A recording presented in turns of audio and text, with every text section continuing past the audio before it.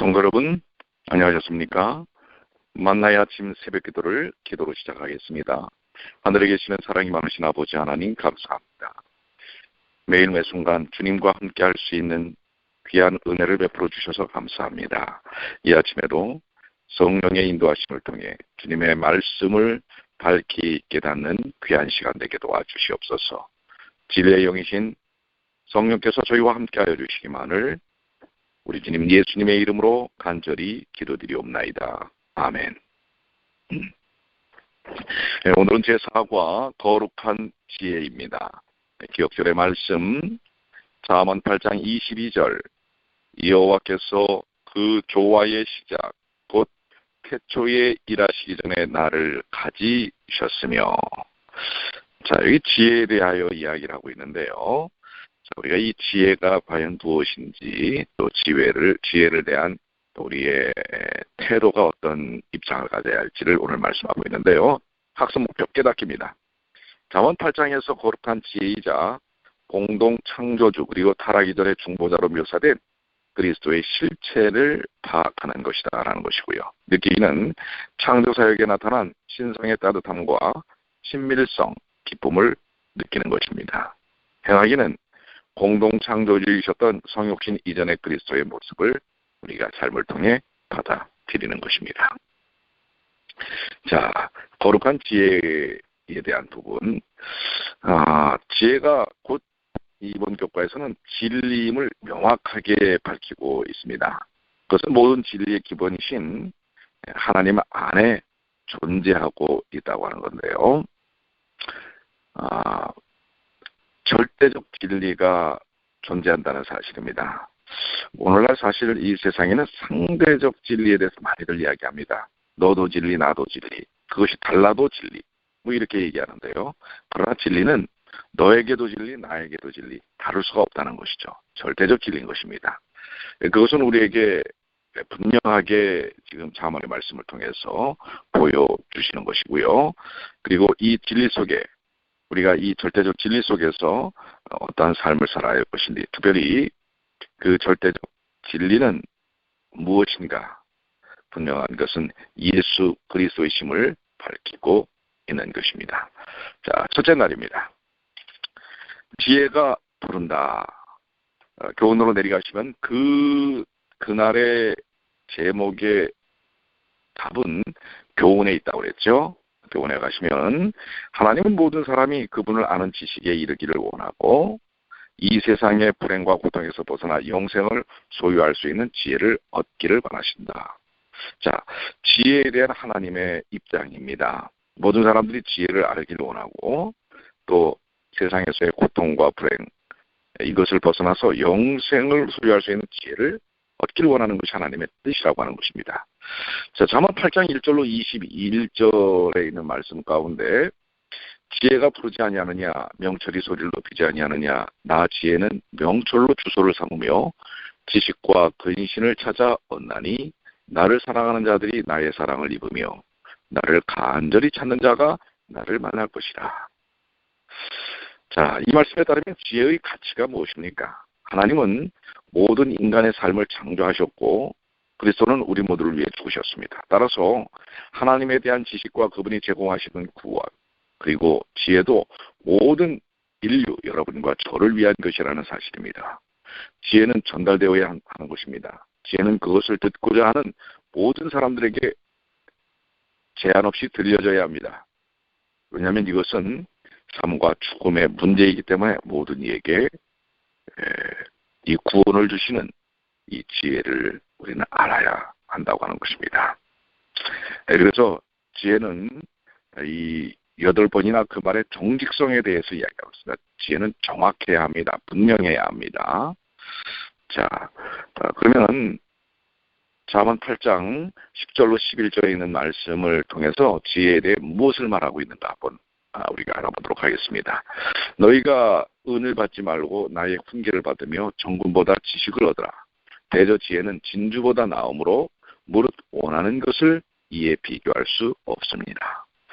성경에 제시되는 진리와 지혜는 대단히 매력적입니다.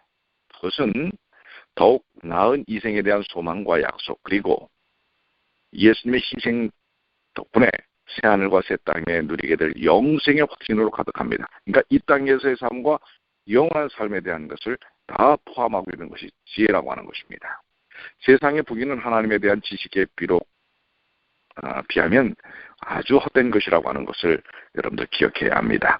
그러니까 지혜란 우리에게 주는 진정한 가치요, 삶의 행복이라고 하는 것, 구원의 분명한 확신 있는 진리라고 하는 사실을 말씀하고 있는 것입니다. 이 지혜가 바로 여러분과 저를 부르고 있는 것이었죠. 묵상입니다. 하늘의 지혜를 통해 여러분이 얻고자 하는 것 무엇인가? 자, 뭘 얻어야죠? 묵상해 보시고요. 적용입니다. 여러분은 지금 어떤 문제에서 눈앞에 이익이 아니라 하늘의 지혜를 선택해야 합니까? 자, 우리가 선택의 기로에 을 때가 많습니다.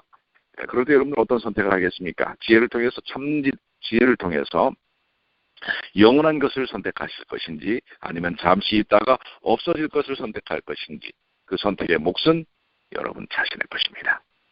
자, 둘째 날, 지혜와 창조입니다. 밑으로 내려가시면 지혜는 이 세상의 창조에 속하지 않기 때문에 우리는 지혜를 스스로 배우거나 깨달을 수 없고, 오직 참빛 대신 예수님 안에서 지혜를 경험할 수 있다. 자, 지혜는 창조를 통해서 만들어지는 것이 아니라는 것을 분명히 하고 있습니다. 자, 잠언 8장 21절로 22절로 31절의 내용 가운데 지혜는 창조와 어떤 관련이 있는가라고 하는 것인데요. 자, 22절의 말씀. 여호와께서 구조하시자고 태초에 일하시기 전에 나를 가지셨으며, 이미 이 땅에서의 창조 전에 지혜를 가지고 계시다고 하는 것을 말씀하고 있습니다. 그러니까 지혜는 창조되는 것이 아니라 이미 존재했던 바라는 사실을 여기 과정에서 여러 가지 용어들을 사용하고 있죠. 야훼는 지혜를 낳는다, 가지다, 또 히브리어의 가나, 창조하다 라는 여러 가지 말들이 있지만, 지혜는 창조되는 것이 아니라 존재했던 것이라고 하는 것입니다. 지혜는 세상의 창조 이전에 이미 시간 속에 존재하고 있었다는 사실이고요. 하나님만 계셨던 시대에 지혜가 존재했다는 사실은 지혜의 기원이 영원전까지 거슬러 올라간다는 의미입니다. 결국 지혜는 우리 안에서 생기는 것이 아니라 우리에게 계시되는 것이며, 우리가 익힐 수 있는 것이 아니라 오히려 가르침을 받아야 할 어떤 것으로서 우리 스스로 만들어낼 수 있는 것 아니라고 하는 것입니다. 우리에 의해서 만들어지는 게 아니라 이미 존재했던 부분이라고, 하나님과 함께 하셨던 부분이라는 사실을 말씀하고 있는 것입니다. 자, 그래서 지혜는 우리 안에서 생기는 것이 아닙니다. 우리가 익힐 수 있는 것 아니고, 또 우리 스스로 만들어낼 수 있는 것 아니고, 그럼 지혜를 어디서 우리가 찾을 수 있습니까?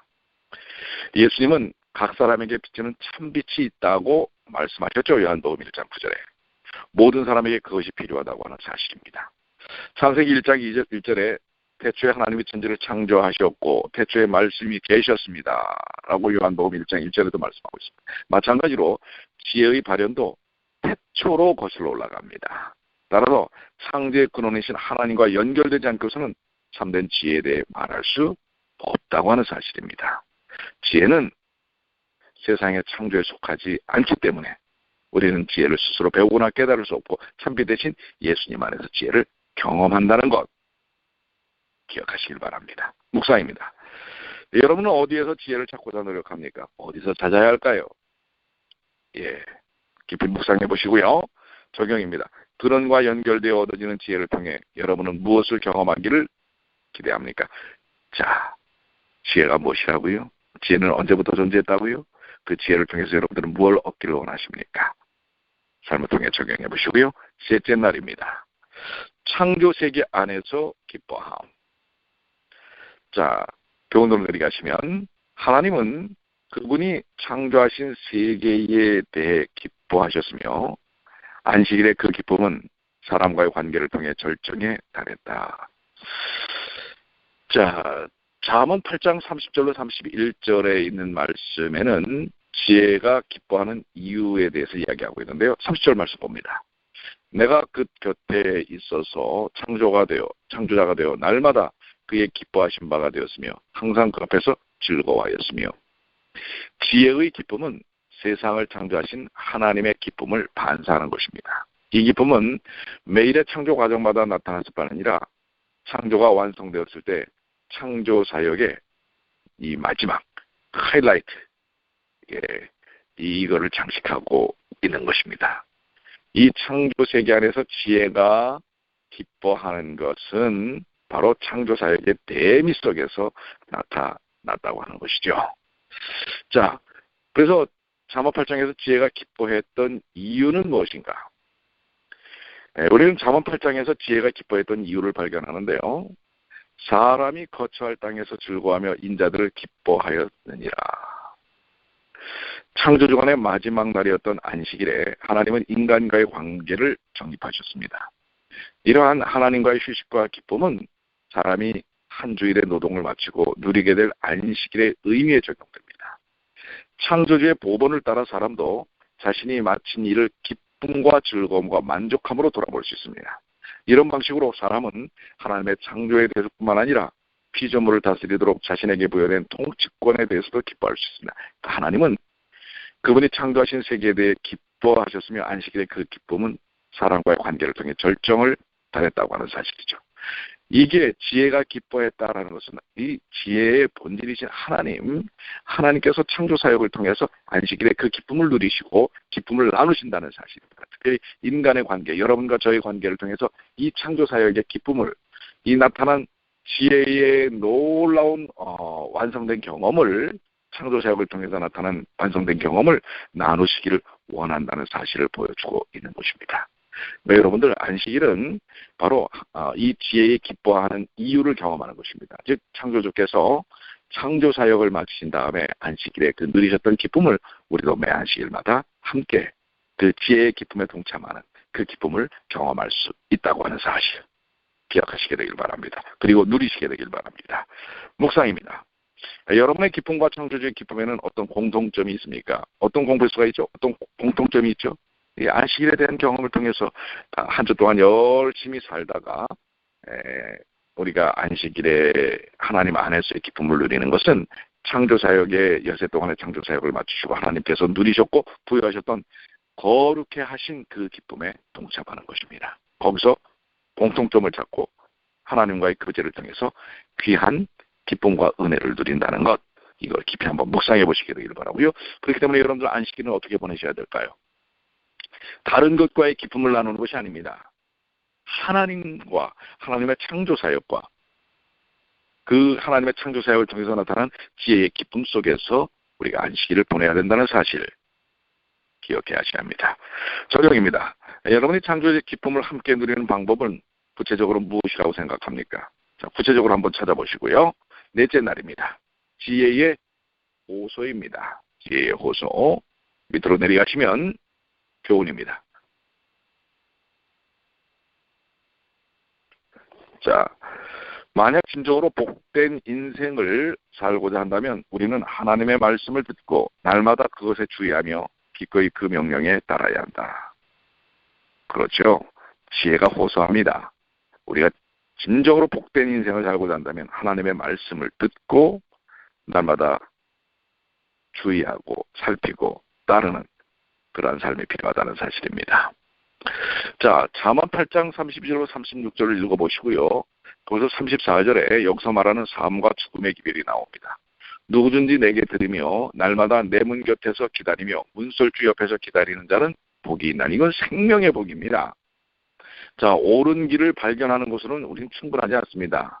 우리는 그것을 지켜야 합니다. 그 삶을 따라 사는 일이 필요합니다. 하나님의 말씀을 듣는 것으로는 충분하지 않습니다.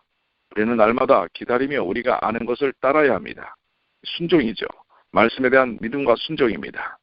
예수님의 말씀처럼 우리는 따라야 합니다. 누가복음 11장 28절에 하나님의 말씀을 듣고 지키는 자가 복이 있느니라. 듣고 지키는 자가 복이 있다고 말씀하고 있습니다. 자, 하나님의 말씀을 세상과 다른 질적으로 전혀 아주 다른 하나님의 말씀을 우리가 듣고 지키는 삶이 필요합니다. 그런데 여기서 복이 있다라는 표현에 두 가지 우리에게 설명하는 부분이 있습니다. 첫째는 행위를 설명합니다. 이 복에는 행위가 설명되어 있습니다. 내 도를 지키는 자는 복이 있느니라. 시편 119편 1절로 2절에서 율법과 관계하여 다른 단어가 사용되는데요. 행위가 온전하여 여호와의 율법을 따라 행하는 자들은 복이 있으며 여호와의 증거를 지키는 자는 복이 있도다. 율법은 그리고 하나님의 말씀은 지혜는 지켜야 합니다. 그것을 행위가 뒤따르지 않으면 안 된다는 사실을 얘기하고요. 둘째는 태도를 설명합니다. 내게 들으며 기다리는 자는 복이 있나니, 자, 내게 들으며 기다리는 자는 복이 있다라고 말씀하십니다. 이 두 경우 모두 지속적인 노력을 요구하고 있습니다. 의지의 선택의 노력이죠. 옳은 길을 발견하는 것으로는 우리는 충분하지 않다는 것. 우린 그것을 선택하는 의지가 필요합니다. 그것을 믿음으로 지키겠다고 하는 의지가 필요합니다. 그럴 때 바로 성령께서 역사하시고 우리의 삶 속에서 그것이 이루어질 수 있는 능력이 부여된다고 하는 사실을 기억해야 합니다. 자, 그래서 우리는 이 복, 지혜를 통해서 주시는 복에 대한 행위와 태도, 지속적인 접근하는 삶의 모습이 필요하다는 사실입니다. 그래서 우리는 진정으로 복된 인생을 살고자 한다면 우리는 하나님의 말씀을 듣고 날마다 그것에 주의하며 기꺼이 그 명령에 따르는 의지적 삶을 사는 일이 필요합니다. 의지를 갖지 않으면 안 됩니다. 의지에 대한 몫은 우리의 것입니다.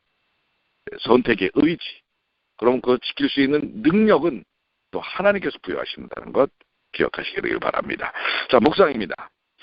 자, 여러분이 진정한 행복을 바란다면 지금 무엇에 집중해야 할까요? 여러분들의 의지를 어떻게 사용해야 할까요? 그것입니다. 자, 지금 아직도 새해 벽두지요? 여러분들의 의지가 벌써 몇 번이나 깨어지지 않았습니까? 자, 의지를 다시 세우십시오. 성령의 인도하심에 여러분의 의지를 맡기십시오. 그러면 바로 그것을 지혜는 호소하고 있다는 사실을 기억하시게 될 겁니다. 저격입니다. 여러분이 추구하는 행복의 노선을 어떻게 수정해야 할지 곰곰이 생각해 보시기 바랍니다. 아직도 우리는 수정할 만한 기회들이 있지요? 시간이 있습니다. 삶을 통해서 직접 한번 접근해 보시고요. 다섯째 날, 이것이냐 저것이냐. 밑으로 내려가시면 교훈입니다. 지혜는 어리석음을 버리고 생명을 얻으라고 호소한다고 하는 것이죠. 어리석음을 버리고 생명을 얻으라. 지혜를 따르는 자는 명철의 길로 전진하지만 어리석은 자는 아무 발전 없이 죽음으로 나아간다는 사실. 그렇습니다. 이 지혜에 대한 문제는 삶과 죽음의 문제라는 아주 절박한 문제라는 것 우리가 정말 제대로 기억해야 합니다. 자, 그래서 잠언 9장 1절로 6절과 13절부터 18절까지의 말씀을 좀 비교해 보시면서 지혜와 어리석음의 차이가 무엇인가. 6절에 보면 어리석음을 버리고 생명을 얻으라. 명철의 길을 행하라 라고 하고 있습니다. 자, 지혜는 어리석음은 사망의 길이고 지혜로움은 생명의 길이라고 하는 사실을 이야기하고 있지요. 자, 그래서 여기 지혜와 어리석음의 차이를 세 가지로 과정은 정의를 하고 있어요. 지혜는 효율적이며 창조와 관련이 있다는 것이죠. 첫 번째가 지혜의 사역을 설명하기 위해 7개의 동사가 사용되고 있는데요. 지혜가 다듬은 7기둥은 창조의 7일을 암시하고 있다고 하는 것입니다. 창조의 7일을 암시하고 있어요. 반면 어리석음은 앉아서 아무 일도 하지 않는다는 것이고요. 그것은 대단한 사람인 것처럼 가장하지만 사실 어리석은 아무것도 알지 못한다는 사실입니다. 자, 창조의 7일을 암시한다는 건 뭐예요? 힘써 엿새 동안 하나님께서 사역을 하시고 제7일에 거룩히 하시고 쉬셨던 것처럼 우리는 엿새 동안 정말 뭐예요? 열심히 최선을 다해서 주님 안에서 지혜로운 삶을 사는 일이 필요한 것입니다. 그리고 제7일에는 하나님의 그 기쁨에 참여하는 일이 필요하다는 사실이죠.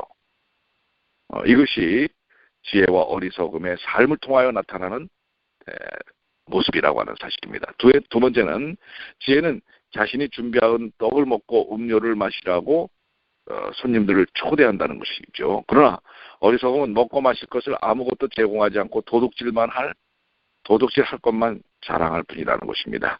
그러니까 이 지혜의 삶은 우리 그리스도인의 삶의 패턴에 상당한 중요한 영향력을 미칩니다.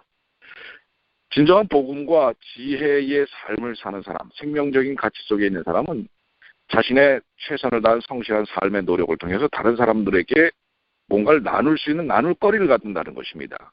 그런데 어리석은 자들은 자신의 삶 속에서 최선을 다하지 않을 뿐만 아니라 남의 것을 착취하고 사기쳐서 거짓말로 뜯어내려고 하고, 그걸 또 오히려 뭐예요? 자랑한다고 하는 것입니다. 이 극명한 삶의 태도에 다름이 나타납니다. 지혜를 가진 그리스도인, 지혜를 갖지 않은 그리스도인이 있습니까? 지혜를 따르지 않는 사람은 그리스도인이라고 할 수가 없습니다. 지혜는 그 본질이 그리스도이십니다. 하나님이십니다. 그렇기 때문에 지혜를 가진 사람의 삶 속에는 그리스도인다운 삶의 패턴이 있다고 하는 것입니다. 열심히 삽니다. 최선을 다합니다. 땀 흘려 삽니다. 며칠 전에도 저한테 가까이에 여기 있는 우리 주변에 있는 교인이 아닙니다. 캘리포니아에 저를 아는 어떤 분이 전화를 했어요. 그러면서 저에게 어떤 다단계 회사의 이름을 좀 올려달라는 것입니다. 자기 밑으로 들어와 달라는 것입니다. 그래서 제가 정중하게 거절을 했는데요. 이것은 결국 뭐예요? 다른 사람의 이름을 집어넣고, 이건 사실 땀 흘려 일한다기보다는 다른 사람의 노동의 노력에 대한 부분을 일부를 떼어가 버리는 것입니다. 이 다단계적인 이런 사업은 어디에서만 적용이 돼야 되는 줄 아십니까? 복음을 증거하고 또 제자를 양육하는 데 필요한 게 다단계법이에요. 근데 사단은 이것을 세상의 배금주의적인 이 돈에 아주 정말 이 모든 걸 측정해버린 이런 가치에다가 어떤 면에서는 그런 좋은 패턴에 대한 것을 오염시켜버리고 마는 것입니다. 여러분들 다단계는요, 복음을 증거하고 다른 사람들에게 생명의 지혜를 나누는 제자 양육에 써먹을 수 있도록 허락하신 것이지, 이런 자신의 이 아주 금전적인 부귀영화를 이렇게 자기 노력이 아닌 다른 사람의 노력에 의해서 그것을 얻어내려고 하는 그런 것에 사용되는 것이 아니라는 것 기억하시기를 바랍니다. 여러분, 여기서 나오는 지혜는 자신의 땀 흘려 일한 만큼의 대가를 얻으라고 하는 것입니다. 다른 사람의 노력을 취하는 것이 아니라 자신의 땀을 흘려서 자신의 삶에 대한 부분을 얻으라고 하는 것, 성실하게 그것을 얻으라고 하는 것이 이 잠언의 내용이 아니겠습니까? 저는 그렇게 이해하는데 여러분 어떠신지 모르겠습니다. 그러나 다단계에 관계되어 있는 분들, 그렇다고 해서 너무 바다를 맞지 마십시오. 한번 여러분들 스스로가 그 문제에 대해서 또 잘 이렇게 생각해 보시게 되길 바랍니다. 자, 세 번째, 지혜는 우리에게 어리석음을 버리라고 호소한다라는 것입니다. 어리석음은 훨씬 관용적입니다. 그것은 무엇을 버리라고 요구하지 않습니다. 그러나 그 결과는 죽음입니다. 라는 것이죠. 자, 지혜를 따르는 자들은 전진할 것입니다. 그들은 명철의 길로 행할 것입니다. 그러나 어리석음을 따르는 자들은 제자리에 고정될 것이며 아무것도 알지 못할 것이라고 하는 것입니다. 자, 우리에게 이것이냐 저것이냐 선택의 순간들이 옵니다. 지혜로운 자와 악한 자는 지혜의 교훈에 대하여 반응하는 반응이 다릅니다. 지혜로운 사람이 악한 자보다 더욱 지혜롭게 될 수 있는 요인은 무엇일까요? 여기 잠언 9장 7절로 9절에 거만한 자를 징계하는 자는 도리어 능욕을 받고 악인을 책망하는 자는 도리어 흠을 잡히느니라. 거만한 자를 책망하지 말라. 그가 너를 미워할까 두려우니라. 지혜 있는 자를 책망하라. 그가 너를 사랑하리라. 지혜 있는 자에게 교훈을 더하라. 그가 더욱 지혜로워질 것이요 의로운 사람을 가르치라. 그 학식이 더하리라. 지혜의 비결은 겸손입니다. 지혜로운 사람은 열린 마음으로 가르침을 받으며 교훈에 반응하는 사람입니다. 지혜는 어린이와 같이 성장할 필요성을 느끼는 자에게만 이릅니다. 오늘도 우리에게 주신 지혜의 말씀들 있죠. 그것을 잘 받아들이는 일이 필요합니다. 내 생각과 좀 다르다고 해서 성경 말씀을 왜곡하고 이렇게 거기에 대해서 거부적인 반응을 보여서는 안 되는 것이죠. 이것이 예수님께서 가장 진솔한 어법으로 너희가 돌이켜 어린아이들과 같이 되지 아니하면 결단코 천국에 들어가지 못하리라 라고 하신 이유입니다. 자, 지혜는 어리석음을 버리고 생명을 얻으라고 호소합니다. 지혜를 따르는 자는 명철의 길로 전진하지만 어리석은 자는 아무 발전 없이 죽음으로 나아가게 됩니다. 자, 오늘 우리에게 이것이냐 저것이냐 선택이 필요합니다. 그 선택의 의지는 우리 각자에게 주어졌다라는 것 기억하시면서요. 결론입니다. 잠언 8장은 창조 시에 친밀하고 즐거운 교제를 나누셨던 사랑이 많으신 하나님, 그리고 신과 피조물 사이를 중보하기 위해 내려온 거룩한 지혜이신 그리스도를 계시하고 있다는 것 기억하시고요. 오늘 우리에게 주신 이 귀한 지혜의 말씀을 통해 하나님의 귀하신 뜻과 은혜를 경험하시는 주님의 귀한 자녀들 되시길 바랍니다. 기도하시겠습니다. 아버지 하나님, 오늘 주신 잠언 8장에서 나오는 거룩한 지혜, 그 지혜의 뜻을